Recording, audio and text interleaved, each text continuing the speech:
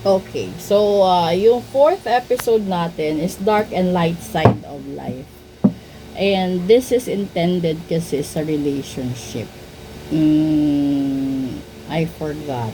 Hindi siya Dark and Light Side of Life. Ito yung Love Oracle muna. So, Love Oracle 363 is all about situations of relationship. Okay, so hayaan nyo muna yung dark and light side of life. Dito muna tayo. Muntikan na akong malito. This is the 363 episode July 19th down to 26. Kukuha ulit ako dito ng tatlo. So, magkasunod dito dito. Kukuha ko dito ng tatlo. Una, sa relationships to playing games. Ala. Pangalawa, nervous. And pangatlo, bakit ganito? Something to say. Hala, Diyos ko. Huwag kayong mag-away Kasi this is a general reading. Pero depende pag nakaka-relate kayo. Kasi sinasabi dito yung playing games. This is a game to me and that is why I'm acting, responding, or posting it to get your attention. So, ibig sabihin, yung pag-play ng games dito, situational. Depende kung si lalaki yung pinaglalaruan ka, or si babae yung pinaglalaruan si lalaki. Ganun. Kasi, uulitin ko general reading ito. So, kung gusto niyo malaman, magpabook kayo ng reading. Tapos, yung kalagitnaan kasi is nervous card. So, ibig sabihin, you make me nervous even just thinking about you. I get nervous. I'm not sure what to say or how to act around you. Ibig sabihin, may kasalanan ang isa. May kasalanan kasi hindi siya ninenervyusin at hindi siya, tawag ito, I get nervous and I'm not sure what to say or how to act around you. Ibig sabihin, hindi niya alam kung ano gagawin niya sa harapan mo. Hindi niya alam kung ano sasabihin niya kapag kaharap ka. So, kalimitan siguro, nagkakaroon kayo ng misunderstandings dito kung sino nagsasabi ng katotohanan. Kasi dito yung third card, lumabas something to say. And there's something I really want to share with you. I'm waiting for the right time to tell you. So, ibig sabihin, meron talagang isang nakagawa ng pagkakamali or merong pagkukulang o merong sekreto. Ganun lang yun. So, kasi, ito yung pinag-uusapan is a relationship card. And since request nyo naman na palitan natin yung male and female natin into this love oracle card, depende na po sa inyo yan. Kasi kung sino sa inyo may pagkukulang. Kasi alam nyo, ganito yun shortcut. Malalaman mo kung sino yung guilty. Bakit? Ito yung taong, ano tawag yun? Sa Tagalog, yung aligaga, or ito yung tao na hindi mapalagay. Yun na yun. Ito yung tao na parang nasa gitna na card, nervous. May nervyos lagi. Ito yung tao na parang, alam mo yung tao na guilty, yung taong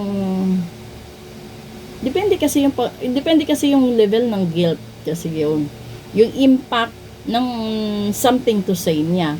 Kasi alam din niya, kasi merong tao na minsan sasabihin mo sa sarili mo na mas pipiliin ko na lang na manahimik at wag aminin sa kanya kaysa mawala siya ng tuluyan sa akin. Yun na yun. Meron naman tao na sasabihin niya, di baling mag-away kami, basta alam niya ang totoo. Meron namang tao na sasabihin niya na maghihintay siya ng tamang panahon para aminin yung pagkakamali o pagkukulang niya. Ang tanong, kung kaya ba nung isa mag-antay? Kasi, hindi lahat ng tao magka-level ng parang internet, ng bandwidth ng utak or ng bandwidth ng patience. Ganun yun. So, di ba sasabihin lagi tatanungin ka lagi, mapababae, lalaki, tomboy, bakla, kapag nagkaroon ng sagutan, tatanungin ka, ano ba, pinaglalaroan mo lang ba ako? Pinaglalaroan mo lang ba damdamin ko? Minsan, they have to say that, I'm not sure kung i-capture ito. Pero the word is, parang sasabihin, niloloko mo or ginadji mo ako sa sitwasyon. Yun na yun. So, kung nandoon ka or nakaranas ka sa ganyang level ng relationship, you have to think a million times. Alin ba, timbangin mo yung sitwasyon. Alin ba yung mahalaga sa'yo? Alin ba yung importante sa'yo? Ano ba ang gusto mong mangyari sa inyong dalawa? Kasi dalawa lang yan. Gusto mong magbago o gusto mo siyang baguhin? Gusto mong magtagal o gusto mong mawala? Yun lang yun. Kasi kapag nagbago ka dahil gusto mo siya or mahal mo siya, that is an extra step or extra mile of your life to discipline yourself. Pero kung ikaw naman gusto mong baguhin yung tao, that is another effort na parang suntok sa buwan.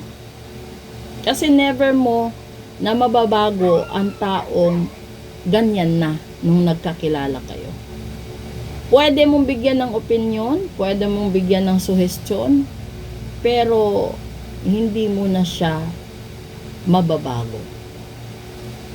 Ang kailangan doon is for that person to realize na dapat kusa siyang magbago para sa mahal niya at hindi siya kailangang baguhin ng sino man. Kasi kahit sa pag-aaral natin, kapag pinilit lang tayo sa kursong ayaw natin, ay hindi tayo magtatagumpay. Ganon din yon sa isang relasyon. Kung pinapaniwala mo yung tao na siya lang, and then kapag may pagkakataon ka, hindi pala niya alam, marami siyang kasabay, di ba? Sa lahat ng mga clients ko, ito na yon. Ito pagkakataon nyo, i-share nyo. Ito na yon. Lumabas na. Hindi natin inaasahan niya, yun pa lumabas eh. Pero ito yung totoo doon. Ano yun eh, katotohanan. Depende din kung kaya mo ring tanggapin. Kasi, yun nga yung kasabihan eh, kapag yung puno matanda na or malaki na yung puno, never mo na magagawa na baguhin yung punong yun. Maliban na lang, i-trim down mo siya, no? Parang buhok. I-trim mo yung puno para mas maging sang-ayon siya sa kinalalagyan niya. Pero yung uungkatin mo hanggang ugat niya, babaguhin mo siya, it will never happen. Kasi kapag nagtanim ka ng puno, isang beses lang. Kapag pinutol mo yung puno na yon, tutubo din naman yung mga sanga, pero iba-ibang stroke na, iba-ibang shape na, iba-iba yung haba nun. Ganon din yung tao. Depende sa iyo yon, depende sa kanya. Kaya minsan may mga tao na parang biglaan na lang naglalaho sa buhay niya. Bakit? Kasi pagod nang magbigay ng advice, pagod nang mag-guide, pagod nang magtiis, pagod na ring magmahal. Hindi lahat ng naghihiwalay may third party. Real talk yan. Kalimitan, nakikipaghiwalayan dahil pagod na. Hindi na kaya. So, maliit na dahilan yung hiwalayan dahil sa pera. Maliit na dahilan yung hiwalayan dahil sa mga anak. Yung pinakamalaking dahilan kung bakit naghihiwalay ang isang magkarelasyon dahil ang isa pagod na. Ang isa hirap na. Ganun lang yun. So, wala tayong magagawa. It takes two to tango. So, depende sa inyo yun. Basta yung tatandaan ninyo, kapag naghiwalay kayo, ibig sabihin, dalawa may kasalanan. Mas malaki lang yung kasalanan ng isa kesa sa isa. Kasi walang naghiwalay na iisa lang ang may pagkukulang at pagkakamali. Diyos lang ang nakakakita nun. Kaya minsan, kung kailan kayo nagkahiwalay, dun tatama ang karma sa taong mas malaki ang kasalanan. So, ito na yon. Proceed tayo sa dark and light side natin. Kasi andun na nakahanda na yung card. Munti ka nang mabunot ng hindi ka